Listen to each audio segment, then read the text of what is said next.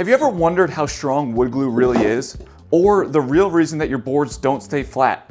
Separating fact from fiction is downright confusing. Why do people sprinkle salt on their projects like it's a home-cooked meal? And is this hobby as expensive as most people would lead you to believe? Today we are going to investigate common woodworking advice you might have heard, plus more to determine if it's just a silly myth or reality. One of the most fundamental tasks in woodworking is gluing two boards together. The problem is that glue can act as a lubricant, and when you apply clamping force, boards can start sliding around like a greased up pig. It's especially problematic on things like half-lap joints. Pretty good half-lap joint, you gotta admit. Now at some point, some well-meaning woodworker decided that salt was the answer. You just sprinkle some table salt on the glue joint and boom, your pig is degreased and the board stays put. And let me tell you, YouTubers especially love this trick. It's in hundreds of videos and seems to sneak into the comments section quite frequently. And you know what? They are right. Well, partially correct. Let me explain. There is no doubt that the salt creates a lot more friction. How much? Well, you are in luck because my nerdy scientist friend Suman did a video testing this very trick, and the salt samples took over 5 times the amount of force to move the boards. That's quite an improvement. But like I said, there is more to the story. You see, salt is hygroscopic, if that's even how you pronounce the word, which is a fancy way of saying it sucks moisture out of everything around it, including your glue. And then the salt doesn't totally dissolve like it should because there's no more moisture, blah, blah, blah, blah, blah. Next thing you know, you've got undissolved salt in your joints, which leads to gaps in your glue-ups. But does it make those glue-ups weaker on average than a non-salted joint? You bet. Suman did the rest because he found out that those were actually 21% weaker. And after breaking them, you could actually see those undissolved salt crystals. So yes, the salt will create more friction, but that comes at the cost of potential gaps and a weaker joint. If you're doing something crude with 2x4s, have at it. For nicer furniture projects, not ideal. Alternatively, you could use very fine play sand and sprinkle a tiny bit on it as it won't absorb the moisture like the salt, or you could even use ultrafine sawdust. But my preferred method is the following. You apply the glue, wait a couple minutes, and then use the clamps. By waiting that short time, the glue will start to tack up and be much less slippery without compromising its strength. Let's file this one under half true, half bad advice, half YouTubers looking for views. I think that's 3 halves. Nice math, John. On to the next. If you can't build everything perfectly square, you are a bad woodworker.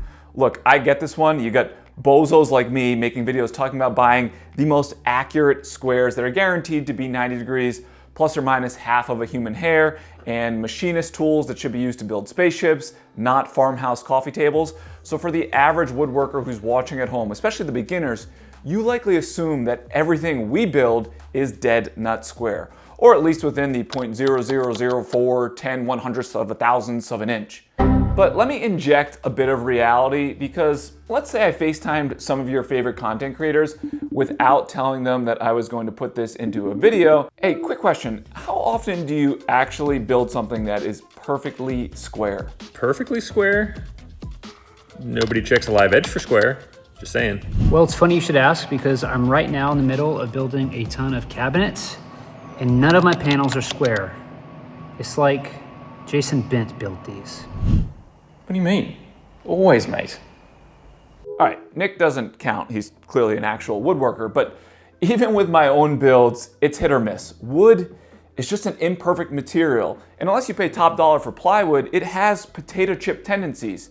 And solid wood, it can be predictable, but even after following all the rules for milling, grain orientation, sometimes it just moves. There's really nothing that you can do about it. You will learn as you gain more experience when you can cheat a little bit, like using overlay doors that cover up cabinet box imperfections instead of inset, which highlight the flaws because the human eye is actually pretty good at detecting something wrong with a reveal. A little cheat code on inset though, a slightly bigger reveal, like 1/8 of an inch instead of a 1/16 of an inch, will make it harder to see if something is out of square. You didn't hear that from me though. Speaking of 16ths and 1/8 though, any drawers that are built within 1/8 of an inch of square are going to function perfectly fine. Additionally, you might have built a box that has 90-degree corners, but it looks out of square when you verify with a measuring tool, and that's because the board might have bowed out a touch. The safest way to truly verify is a combination of a square and measuring the diagonals from corner to corner. So please stop beating yourself up. Thankfully, friends don't go around checking for square when they come over to your house, and if they do, it's likely that they're a serial killer. This one is a complete myth, unless you're a handsome Australian named Nick. Wood glue alone isn't strong enough. Now, the glue debate is always fun, and a couple years ago, a gentleman set the YouTube world on fire. Well, as on fire as you can be catering to our boring demographic, but nonetheless, his video proved just how strong glue is, even on end grain to end grain glue ups, which has long been thought of as the forbidden fruit.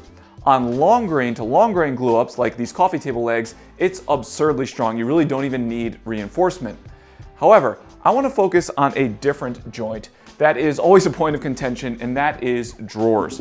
Now, in my last video, I showed 3 ways to make drawers, and the easiest, most beginner option has a bottom that is simply held in place with glue and brad nails only. And the old grumpy woodworker folklore that has been passed on from generation to generation without ever verifying has a major issue with this construction method. You get hyperbolic claims that it will only hold a couple toothpicks.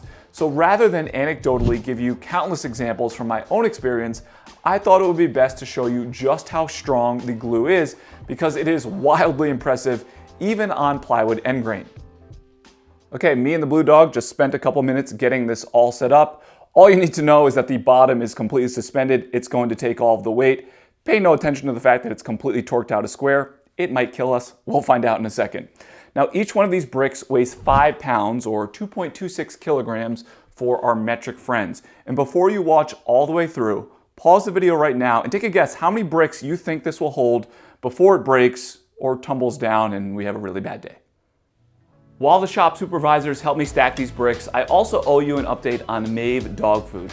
About a month ago, I switched these spoiled pooches over to Mave, which is a human-grade, protein-rich food that doesn't have any fillers, there's no additives, it's flash frozen, so there is no mess, meaning you just scoop it into the dog bowl. Raw dog food has a number of benefits, but the 2 I was most anxious to report back on were bad breath, because the blue dog is still only a couple years old, and improved weight control. Bingo. Now, this is from my wife because she gets a lot of kisses from the blue dog, but she noticed a night and day difference in her breath after switching. Also, side note, at least someone is getting love in our house. I'm also happy to report back that Bingo is losing weight. We actually just got back from a vacation and they are feeling rested and ready to get back to doing nothing to actually help me while I film these videos other than being cute. Mave also has treats and other daily supplements, everything that your Poochie needs to eat right. So check out Mave in the description below and enter code LINCOLN at checkout for 20% off your first order. It goes a long way in supporting what we do. And thanks to Mave for sponsoring this video. Last 3.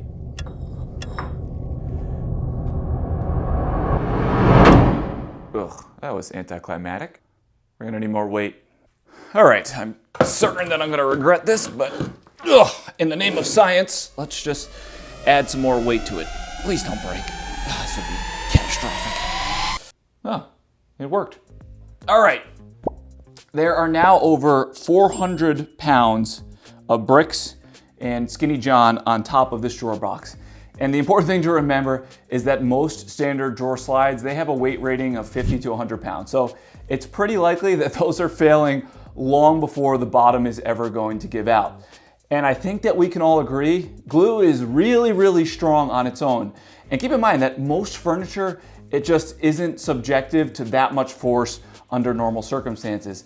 Also, the idea of something lasting 100 years is overrated, if you ask me. I mean, there's a reason that most of us don't want our grandparents' furniture in our own homes. So unless you're building something to sit on, you really don't need to worry so much about the strength debate. Build whatever you want, and in the unlikely event that it breaks, you fix it. I think we can agree that this one is mostly fiction, and I really want to get down now. Okay.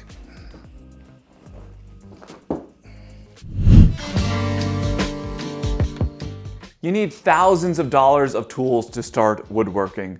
Whenever I create beginner-centric videos, which is a lot of the content that I make, I like to use what I consider to be beginner tools. You know, circular saw, a drill, a sander, occasionally a router. And inevitably, I get dozens upon dozens of comments that accuse me of being out of touch with reality, because most people are so convinced that everything I'm using costs thousands of dollars. Spoiler alert, they don't. Now, I do understand in the context of my shop where there are actual tools that do cost thousands of dollars in the background, it might give people the wrong impression. But I looked this morning and you can buy this very combo kit from Ryobi for less than $200. It even comes with this cute little vacuum. That leaves $2,300 to buy a Palm router and fit into JG Omo's budget. And that's all brand new. I got started buying used, and if you're patient enough, there are plenty of awesome deals to be found. Yes, you can certainly make this hobby very expensive, just like many others, but the barrier to entry isn't remotely as high as most people would lead you to believe when they start blasting off in the comments section. Tool acquisition is a marathon, not a sprint.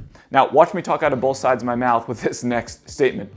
All that being said, you do need tools to build things. So don't expect me or other people to show you how to build a set of cabinets with an old handsaw and a hammer. I like to use the analogy that in order to play golf, you need clubs. In order to make something other than a birdhouse or a tree fort, you do need tools, but it's not thousands of dollars worth. All of that is complete nonsense.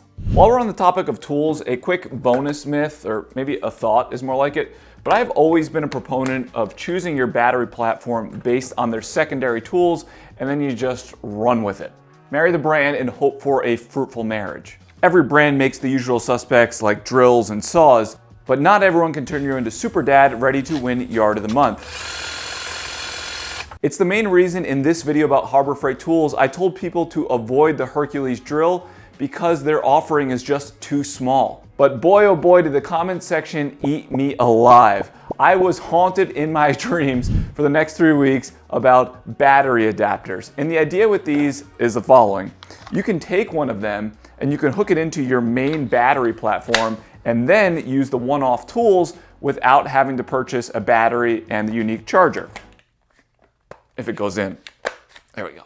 Obviously, the catch is you need unique adapters for each different manufacturer. Makita to Ryobi, Milwaukee to Ryobi, Milwaukee to Makita, so on and so on. Look, I'm willing to admit that I was wrong about staying in your battery platform. It's no longer mandatory since the adapters came out. I guess open relationships are just more accepted these days. But call me old school because I am sticking with Makita whenever possible. I just find it nonsensical to put an adapter on anytime I want to use the drill. I was wrong. Maybe it's not a myth, but suppose it's bad advice if you're dead set on a specific tool that goes on sale. When gluing boards together, you must alternate the growth rings or it will never stay flat. Now, this is a topic that I've talked about before, and it's a bit like moths to a flame for the angry grumps like Nick that don't even know how to spell cliche. But I want to clarify some points and present new information about a way to fix potential issues. If all this is foreign to you, trees have growth rings that you can see on the ends of boards, and after you cut a tree down and you mill it up the cheapest way possible, which is called flat sawn, you will see frowns or smiles on the ends of your boards. As those boards dry out and the moisture escapes, the rings want to lay flat, which can cause boards to cup. The theory is that when you're gluing boards together to make a panel, alternating happy and sad faces cancels out the cupping. If one board wants to cup up and the other down, they balance each other out. If you ignore that, you're screwed, or I guess cupped. Either way, the supposed experts say that you're in trouble, and beginners who don't know any better often sacrifice the best looking sides of certain boards because they're worried about following this advice. But it's really not that black and white, because you're often trading a cup for a wave. If you don't believe me, here's a tabletop with alternated rings made from Home Depot 2x6s that weren't properly dried. If wood wants to move, it will move. And too often this topic is approached by discussing the symptoms rather than the cause. Did you hear that, pharmaceutical companies? There are two main reasons for your panels cupping, and they both deal with moisture. First, if you use wood that isn't properly kiln or air dried to 6 to 12% moisture content, depending on where you live, it's going to keep moving after you're done building. And that's why the Home Depot 2x4 tables look like this, even with the growth rings alternated. I've got a video explaining this in much more detail that I'll link below. However, even if you do use properly dried boards, like I did in this panel here, and you alternate the growth rings, like shown here, when one side is exposed to more moisture than the other, or a more likely scenario, which is you only apply finish to the top and not the bottom, your panel could eventually cup. Not always, but it could, because wood is constantly adjusting to the climate around it. And if one side of your table releases and absorbs more moisture than the other, over time something is going to give, and that something is your table staying flat. And you can test this theory by spraying one side of a perfectly flat panel, like this one, with a little bit of water and leaving it face down overnight. When you come back in the morning, it's likely going to have cupped.